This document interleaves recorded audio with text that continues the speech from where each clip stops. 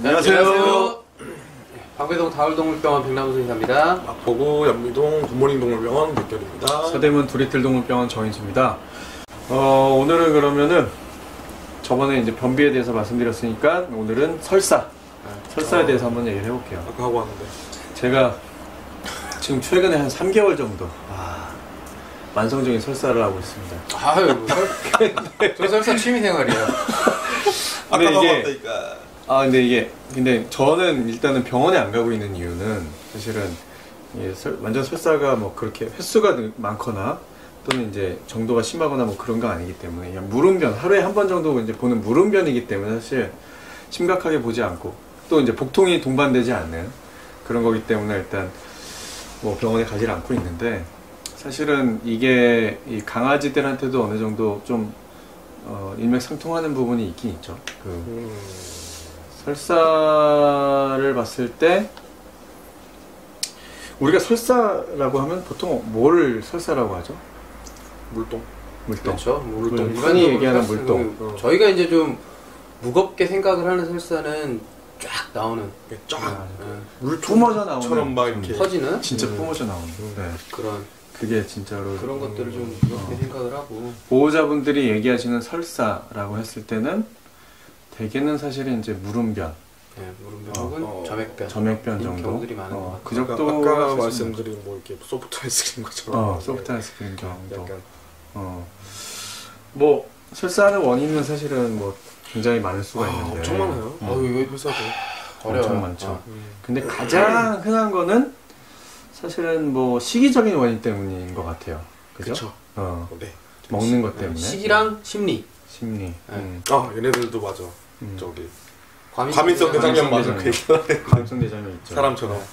그러니까 제일 많이 보는 거가 아무런 대수롭지도 않게 생각하는 것 중에 하나가 병원 바로 앞에서 정상변 놓고, 병원 싫어하는 친구들 병원 앞에서 정상변 놓고 병원 들어와가지고 계속 찔끔찔끔거리면서 우리 그 코 섞인 것처럼 하는 콧물 나오는 것처럼 끈적끈적하게 그런 변들을 이렇게 찔끔찔끔 두고 다니는 경우들, 병적이라고 보기엔 좀 그렇죠. 그리고 이제 보호자분들이 애기 병원 데리고 오는데 오늘 아침까지 괜찮았는데 병원 데리고 올 때 설사했어요. 그때 보통 보면 애기들이 이제 병원 오는 거 무서워가지고 오는 길에 막 이제 찔끔찔끔 짜내는 경우가 있죠. 보통 집에 가서 하루 정도 지켜보세요. 그러면 대부분 다 이제 좋아지는 경우가 많고, 평소에 먹지 않은 음식 먹었을 때 설사하는 경우도 되게 많고요. 사실 뭐 집에 손님이 왔다거나 또는 뭐 야식 드시고 뭘 족발을 좀 주셨다든지 치킨을 주셨다든지 뭐 아니면 애기들이 뭐 이유식 먹다가 이제 바닥에 흘렸던 걸 뭐 다 먹었다든지 뭐 그런 경우도 안 먹던 뭐 강아지 캔이라든지 간식 같은 거, 그렇죠. 그런 거 먹어도 그럴 수도 있어요. 사료가 바뀌거나 갑자기 간식이 바뀌어서 그런 경우도 많이. 그게 이제 설사하는 원인의 뭐 70% 80%는 되지 않을까. 그렇죠. 명절 때 되게 많이 온 것 같아요. 명절 손님들 많이 오시고 명절 음식들이 좀 기름지잖아요. 이 사람 주시고 저 사람 주시고 와서 이렇게 좀 예쁘다 해서 주시고 그런 경우가 사실 대부분이고, 조금 우리가 설사를 봤을 때 그 횟수 같은 경우도 사실은 중요한데, 보통 아까 이제 병원에 왔을 때 잠깐 하는 거는 뭐 이례적인 경우가 대부분인데, 이게 하루에 몇 번 이상 되면은 이게 사실은 문제가 있을 수 있잖아요. 이제 몇 번 이상으로 간다기보다는 양상의 변화가 없이 똑같이 이렇게 지속되는 경우, 그거는 하루만 지속이 되더라도 문제가 될 수가 있죠. 점액변이 아닌 이상은 점액변은 외부적인 요인을 조금 더 먼저 여쭤보는 편이에요. 가령 뭐 자리 비우고 오래 갔다 오셨냐, 어제 미용했는지부터 혹은 백신하고 나서 그런 것들 항상 뭐 산책 시간이 길었는지 운동이 길었는지 혹은 산책을 나가는데 못 나갔는지 뭐 그런 것들을 말씀을 드리는 편인데, 우리가 이제 좀 무겁게 생각하는 쫙 퍼지는 그 물설사, 그런 것들은 변화 없이 계속 물설사를 보더냐를 저는 제일 중요하게 보는 것 같아요. 물설사는 진짜로 뿜어져 나오는 것처럼 하는 물총처럼 쫙 소리나 소변처럼 나오죠. 그 부분에 대해서 이제 뭐 아주 짧게 겉핥기식으로 살짝만 얘기를 해보면 애기 강아지 같은 경우에는 이제 분양받은 지 얼마 안 됐을 때 애기가 그런 설사를 한다. 그럼 우리가 심각하게 좀 생각을 해봐야 되죠. 플러스 이제 냄새도 냄새까지도. 색깔.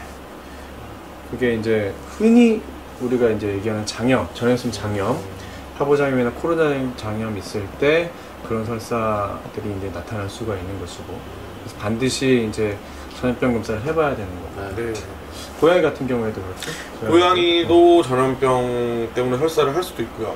보통 어린 나이의 고양이에서 좀 많이 조금 다발하는 경우에는 세균성 설사도 이제 들어가고, 아까 말씀드린 전염성 설사도 있고 원충성 설사도 되게 많아요. 원충. 네.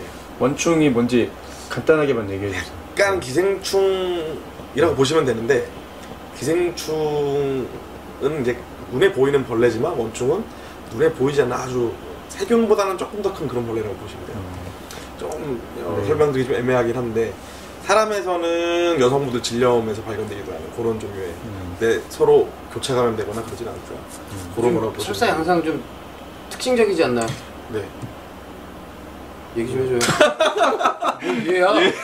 어쩌라고? 특징적이긴 한데 저는 보통은 대부분 애들이 식욕도 좋고 대부분 잘 먹어요. 되게 잘 먹고 괜찮은데, 대부분 이제 물설사하는 경우는 조금 들고, 보통은 소프트 아이스크림처럼 계속 지속적으로 그런 면을 보고, 예, 그래서 이제 오는 경우가 대부분이고, 심한 경우에는 물론 이제 설사를 수양성으로 짝짝하면서 뭐 밥도 안 먹고 그런 경우에도 드물게 있긴 하지만, 대부분 애들이 잘 놀고 잘 먹고 잘 싸는 것 같은데 변이 형태가 아예 없고 아이스크림처럼 나오는 그런 애들 대부분.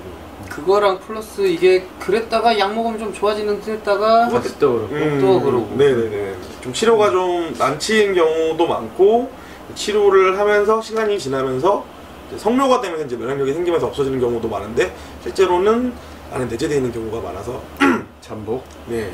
엄마나 아빠한테 이제 화장실을 같이 쓰면 오는 경우가 많기 때문에, 그런 친구들은 좀 유심히 좀 관리하셔야 되고, 화장실 청소를 특히 잘 해주셔야 돼요. 그러면 이제 애기 강아지들 말고 나이 많은 강아지들이 이제 쫙쫙 뿜는 설사를 했을 때, 그때 어떤 질환들? 어렵죠. 엄청나게 많죠. 사실은 뭐 나이가 뭐 몇 살 이상부터 그렇다라고 꼭 집어서 말씀드리기는 어려운데, 그 설사가 단순히 장 쪽 문제만이 아닌 경우들이 거의 대부분이었던 것 같아요. 그러니까 구토, 이전에 다뤘던 구토 내용하고 마찬가지로 설사도 굉장히 특이적이지 않은 어떤 질병에서 나타날 수 있는 그런 증상이라서 어마어마하게 많은 너무 진짜 많아요. 가능성을 열어두고 검사를 해봐야 되죠, 사실. 저희 같은 경우는 특히 수용성 뭐 전염병부터 해가지고 진짜 세균, 뭐 세균성, 뭐 기생충성, 뭐 설사, 종양, 내과적인 부분. 설사면 다리 부러진 거 빼고는 좀 다 넣을 것 같아요. 전신 스캔 해야죠. 전신 스캔. 그런 경우들이 너무 많아요. 네.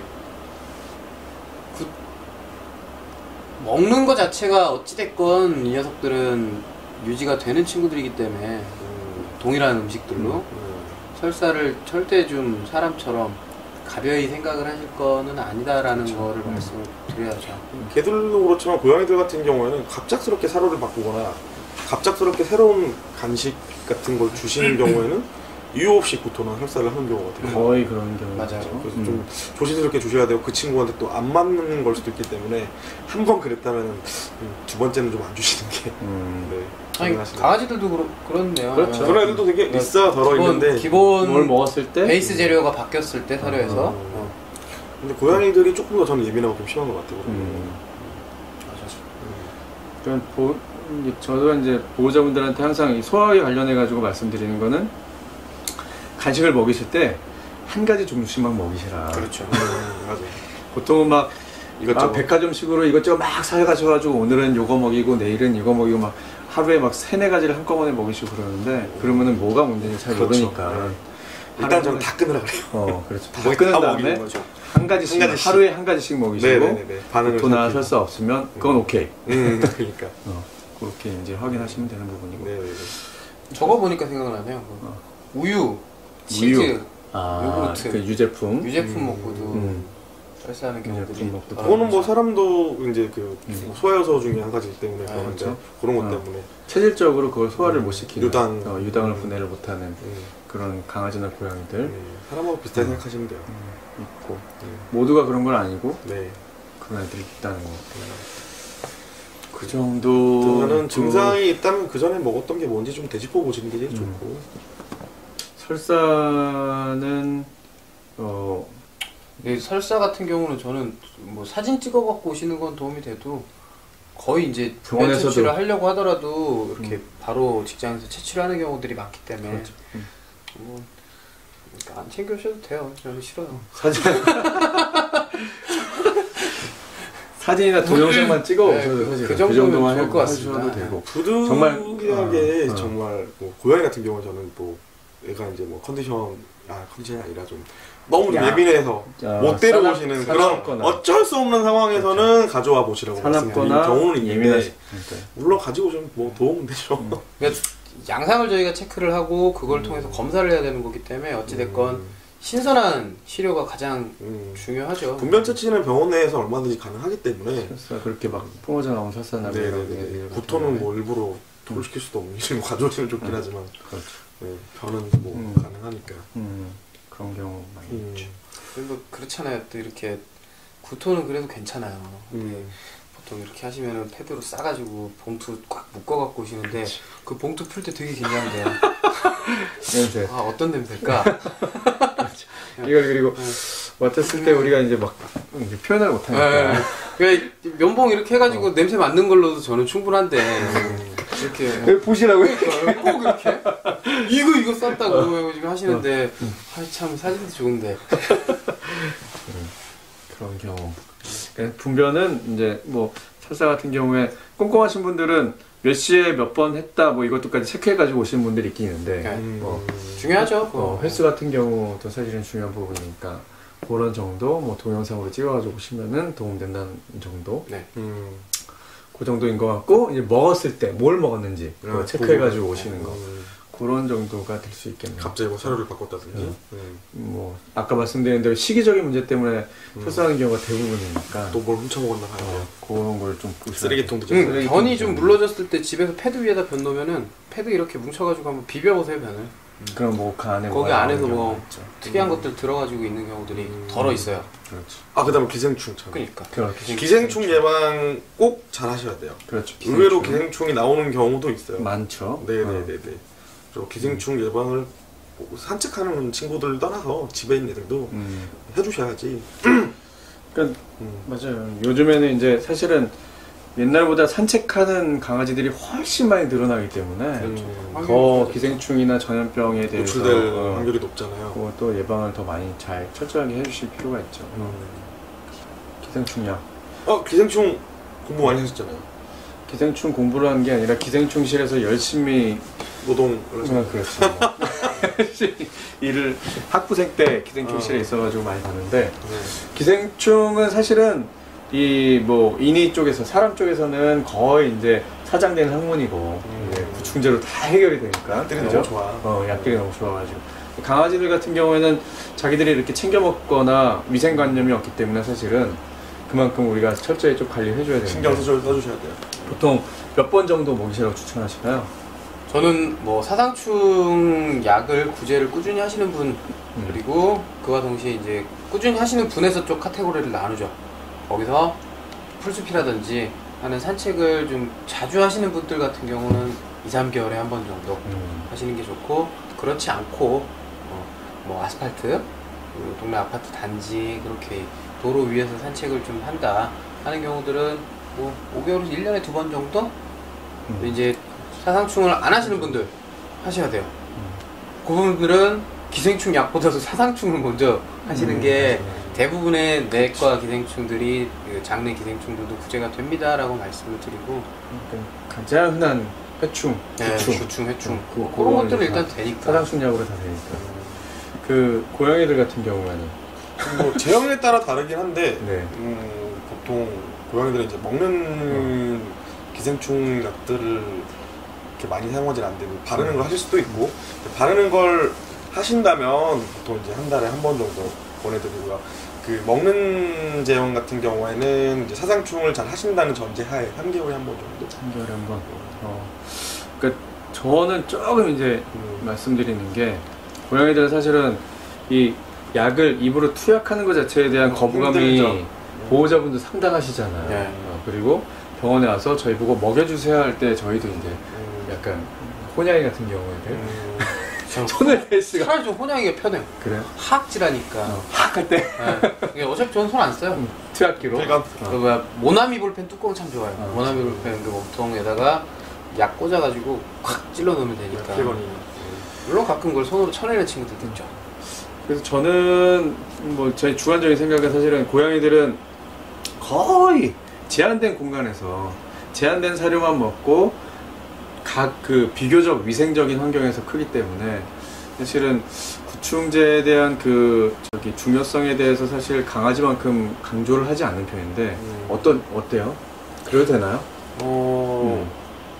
그래도 혹시 뭐 다른 이제 변수들이 있기 때문에 뭐 네. 이것을 먹을 가능성이 좀 낮긴 하지만 그런 것에 노출되거나 특히 이제 그 여러 마리의 고양이들이 사는 그런 경우에는 좀 특히나 좀 신경을 더 많이 쓰셔야 돼요. 사상충을 하는 경우에서 말씀하시는 거죠? 사상충을 하는 경우. 그러니까 그런 경우는 조금 덜 할 수는 있는데 물론 요즘에는 이제 그 먹는 약 말고도 바르는 제형이 또 사상충 외에 내부 기생충이 가능한 고양이들은 아까 말씀하신 대로 그 이렇게 투약을 하는 행위 자체가 좀 어려운 경우가 많기 때문에 그렇죠. 바르는 제형이 좀 많이 나와 있어요. 많이 나와 개들이나 있죠. 조금 그래서 그런 거를 하시는 것도 괜찮아요. 오히려 굉장히 추천이 돼요. 그게 차라리 낫죠. 네네네. 맞습니다. 추워졌어요. 추워졌어요. 왜 이렇게 추운 거야? 저는 히터 아래는 괜찮아요. 아 그래요? 근데 수의사 상담하시고 그렇죠. 네네 약을 투약하거나 바르시고 결국은 중요한 거는 뭐 설사 변비건 설사건 쉬운 병 아니 뭐야 가벼운 문제일 수도 있지만 큰 병인 문제들인 경우도 있기 때문에 말씀드렸던 대로 전화하시는데 돈 안 들거든요. 일단 하면 와야죠. 모셔야지. 전화라도 주세요 제발. 전화 상담. 네, 전화라도 주셔갖고 이런 상태다 라고 하면 아 그런 경우들은 말씀 들어봐가지고 이렇게라도 될 테니까. 그렇죠. 애가 상태가 안 좋은데 그거를 뭐 전화만 하실 일은 없을 거고 좀 애매한 경우들. 결론적으로는 일단은 애기가 설사하거나 구토하거나 변을 안 보거나 밥을 안 먹거나 일단은 병원에 전화하셔가지고 문의를 좀 해보시고 진료를 좀 받아보시는 게 제일 가장 좋다. 뭐 이 정도로 마무리할 수 있을 것 같은데 어쨌든 오늘은 설사에 대해서 이제 말씀을 드렸고 다음 시간에 뭐 하나요? 다음 시간에는 뭘 얘기할지 한번 더 이제 생각을 좀 해보고 그렇죠. 만나서 얘기를 좀 해야죠. 그렇게 하도록 하죠. 네. 그러면은 오늘은 이걸로 마무리하겠습니다. 수고하셨습니다. 네, 감사합니다. 감사합니다.